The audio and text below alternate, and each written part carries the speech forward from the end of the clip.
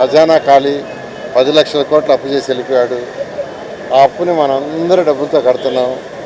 ట్రాఫిక్ని ప్రాపర్గా నియంత్రించే ఉద్దేశంతో ఈరోజు 7 ప్లేసుల్లో సిగ్నల్స్కి యాక్చువల్గా ఇనాగరేషన్ టేకప్ చేసాం. ఒకటి మన హరినాథపురం పోయే ముత్కూరు గేటు దగ్గర ఒకటి, రెండోది విఆర్ హై స్కూల్ దగ్గర, విఆర్ కళాశాల విఆర్ హై స్కూల్ దగ్గర, మూడోది కనకమాల సెంటర్ దగ్గర. అదేవిధంగా రూరల్లో కూడా 4 ప్లేసులు యాక్చువల్గా ఈ సిగ్నల్స్ ఏర్పాటు చేశారు. ఇంకా అనేక ప్లేసుల్లో కూడా ఏర్పాటు చేయాల్సింది.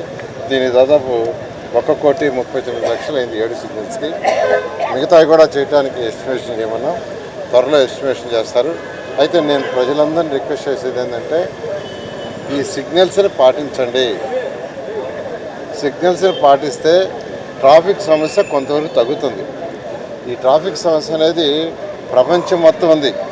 డెవలప్డ్ కంట్రీస్లో కూడా ఈరోజు అమెరికా కావచ్చు, చైనా కావచ్చు, రష్యా కావచ్చు, జపాన్ కావచ్చు, సింగపూర్ కావచ్చు, ఈ కంట్రీస్లో కూడా ఈ ట్రాఫిక్ సమస్య ఉంది. దానికి కారణం ఏంటంటే ఈ రోజుల్లో అందరికీ 4 వీలర్స్ వచ్చినాయి.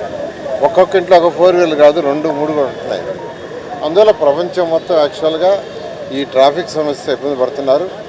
ఈ ట్రాఫిక్ సమస్యను కొంతవరకు కంట్రోల్ చేయడానికి ఈ సిగ్నల్స్ అనేవి ఉపయోగపడతాయి.